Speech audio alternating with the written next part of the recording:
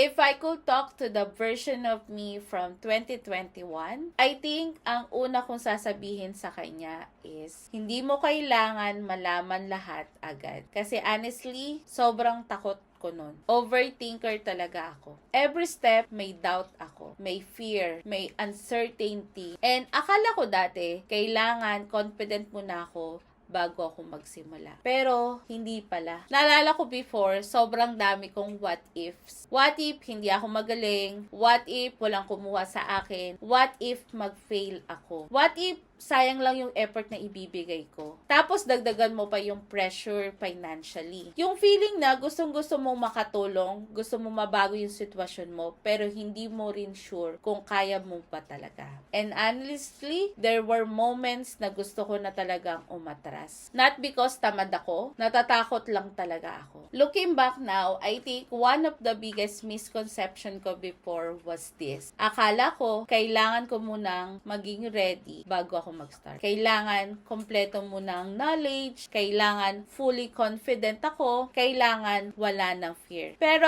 eventually, na-realize ko na walang ganong moment. At least for me. Hindi dumating yung magical na feeling na, yes, ready na ako. And most of the time, scared talaga ako while learning. Scared while applying, scared while trying. Pero gumagalaw pa rin ako kahit takot. And slowly, doon nagsimulang magbago yung buhay ko. Not overnight, not dramatically, slowly. Through small, repetitive actions, through studying kahit pagod, through applying kahit kinakabahan, through continuing kahit may rejection. And honestly, ang daming blessing na hindi ko naman kayang i-predict noon. Hindi ko akalain na magkakaroon ako ng clients internationally. Hindi ko akalain na makakabuild kami ng agency. Hindi ko akalain na makakatulong din ako sa ibang mga moms eventually. Pero none of these things would happen if I waited to feel completely fearless first. And honestly, hindi lang income yung nagbago. Ako rin. Mas naging matatag ako emotionally, mas naging patient ako, mas natuto akong magtiwala habang gumagalaw. Mas naiintindihan ko na yung confident is built, hindi siya hinihintay lamang. And every time na naiisip ko yung scared version ko before, parang gusto ko na lang siyang yakapin honestly. Kasi she was trying her best kahit overwhelmed siya. So if ikaw yung taong takot mag-start ngayon, I just want you to know something, that fear does not automatically mean stop. Being uncertain does not automatically mean incapable. And you do not need to have everything figured out first before taking the next step. And sometimes, the next chapter of your life starts while you will still feel unqualified.